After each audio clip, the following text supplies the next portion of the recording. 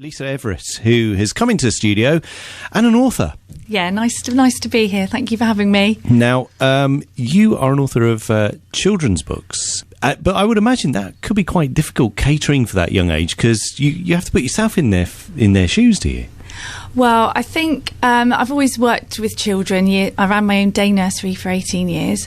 I'm actually a qualified counsellor, and I've worked in Philip Green Memorial School that was at Boveridge House. I worked there as a school counsellor for 5 years, counselling children with learning difficulties and behaviour problems.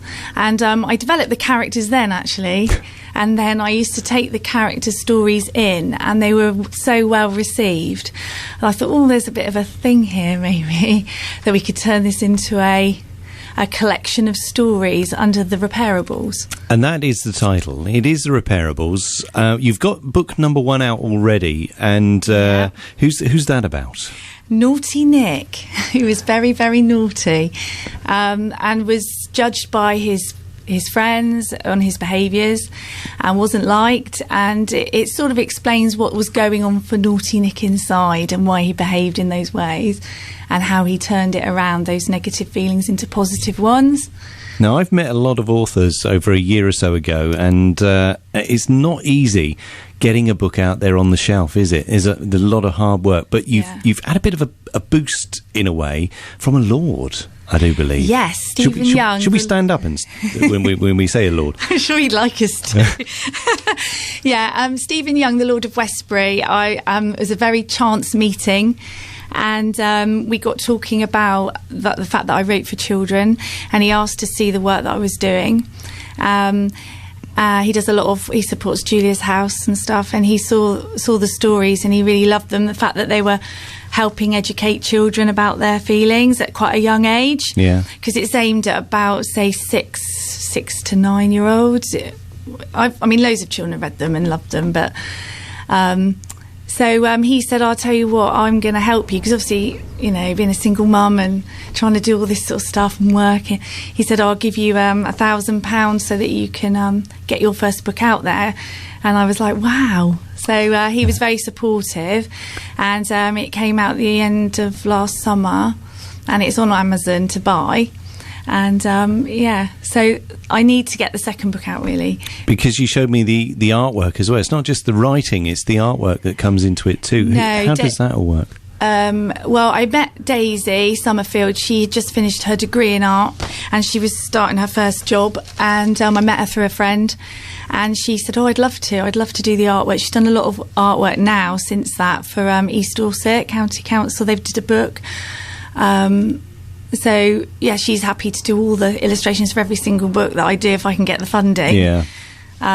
So her artwork's brilliant. Because when you're writing, you've got that character in your head. You know what they look like. So when she brings out a picture, was it what you expected, or did you say, no, I want him to be a bit taller or a bit shorter? Yeah, Naughty Nick actually is real. I have met Naughty Nick in real life. He's an adult. We won't say who you are for legal reasons. So I had a vision in my mind how I wanted it all to look. So I had to work with her quite closely to do that.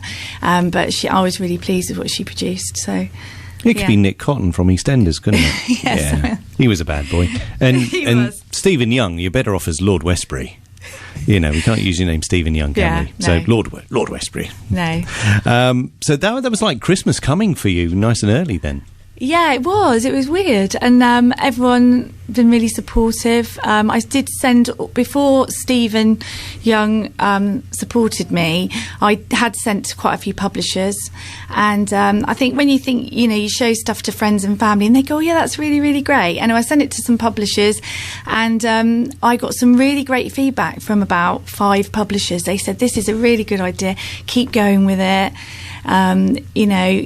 One publisher said, oh, you're not well known. I thought, no. So we can't take you. Someone else said that we just haven't got the funding to take any more authors this year, so send it again next year. But I had some really positive feedback. So because of that, I thought, well, actually, maybe there is something here. And I think it's just about helping young children understand that, those negative feelings get you down or you can't express them. But the stories show that actually you can overcome them with a bit of support and rather than it's helping badly. It's helping kids. Yeah, it's helping them. Yeah, to develop really. Okay, well, we're going to play a little song. We've got Lisa Everett in the studio, who is an author, and the Repairables is the selection of books, and there's more coming soon. We're going to talk about those in a few moments' time. And the words of Lisa Everett with her new books, which are coming out under the titles of the Repairables, and we've got our naughty Nick that's already coming out now, but we've got a new one which is going to be the next in line. Jess and the Green-Eyed Monster. What's that about? Well, it's about a little girl who Gerald keeps appearing all the time when she's obviously having feelings of jealousy. She doesn't really understand why Gerald makes all these appearances, and then after time she learns to realise that actually Gerald is an emotion that's inside her, and she manages to overcome a lot of those feelings. And it's just sort of educating children on that actually everyone has a Gerald inside them, and he appears, and it's learning to manage those feelings and deal with them in a positive way. This must be good for child support groups to know that you're doing this. And have you had anything back from these sort of areas? Well, the thing is, it's really difficult because obviously I work virtually full time at Hope Housing in Bournemouth, and trying to get it out there. I'd like to go into schools more, but obviously I'd have to take time off work to do that and stuff like that. So that's something that I'm looking, maybe to try and achieve at some point. What's your boss's name? Julie Bertie. Go on, Julie. She's lovely. She's got to have some time off. Keep her on the payroll because she's got to pay for these books. But I'm sure they're going to be successful. And obviously, you did get that boost with Lord Westbury. But it is other ways you do fund these things, and a big thing is now is crowdfunding. Yes. How's that working? Yeah, someone said to me, you need to make your own crowdfunding page, have a go, and I thought, I don't know about that. Anyway, created the page, did it. You have 30-day platform. It actually ends tomorrow, the end of day tomorrow. Have raised about £352, I think. I think I need about 500, and then I can probably get on with it. So I just thought that maybe if I came on and shared with people what I'm trying to achieve for young children, because I think it could be a lifeline for some kids to actually make sense of feelings, because it's a big thing in the news with mental health at the moment. I just think more and more people need to talk about it, and also it's educating the adult that's reading the story sometimes, because there's lots of adults out there. Encouraging kids to come forward and talk about their emotions, their things that are bothering them in life. It's probably difficult for them. And I think in my job at Hope Housing, I work with a lot of adults that actually have carried a lot of that stuff, that anger from a very small age, and not been able to express it, and it's caused them problems. They've been in prison, because they haven't been able to talk to somebody, and they come to Hope Housing, and sometimes it's the first time they've ever actually looked at that stuff. So I think it's really, really important. I think it would educate adults as well as the children. Yeah. So you've got quite a few more characters that are going to come up in the future. We hope everything's going to work out for them. Another one here, Selfish Sam, Disastrous Daisy, Adam and the Bear with the sore head. That could be me on a Friday night usually. And Judgmental Jack. Yeah. So you've got all these characters. Any more that are probably going to... There is one other story I've written, actually. It's they're twins. Yeah. And it's Heartfelt Harriet and Headstrong Harry. And Heartfelt Harriet makes all her decisions with her heart, and Headstrong Harry makes them with his head, and the conflict that causes between them, because they're both making decisions completely differently.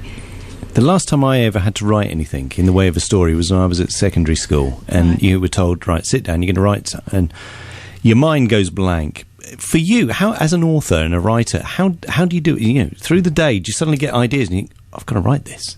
Or do you go home, 5 o'clock, I sit down and out comes the pen and you start writing? Do you manage to hold that information there, or do you need to get it down on paper quickly? I think it's all about the work I do, talking to people and looking at their problems and stuff like that, and you just think, that's a really good one for children, or I don't know, it's just a bit of a light bulb thing that goes on, I think. If I ever see the Disastrous DJ coming up, I think, hello, I know where you might have got that one from. Yeah. Yeah. Now, if anyone wants to find out more about your Just Giving page, all important, how can they find it? If you just go onto the internet, put in Just Giving, put in Lisa Everett, it comes up top of the page. Just the price of a lottery ticket, really, £2. I've said to people, just a quid. I think the minimum donation is £2. Actually, forget the lottery this week. Just do a couple of quid. So you just go on there, or I've shared it on Facebook. I've got a link that I could try and put on. Yeah, website. I'm sure we'll get it on our Facebook page as well. Yeah. We'll see if we can get that in this evening if anyone wants to find it. And before we do go, if anyone wants to go shopping for your books right now, Amazon is the place. Naughty Nick is on Amazon. It's had quite a few reviews on there. Go and have a look. Lisa, thank you very much for coming along. Okay. It's been a real pleasure talking to you, and we wish you all the very best with the rest of the series. Do come back and tell us all about them. Okay, thank you very much for having me. Thank you. Lisa Everett.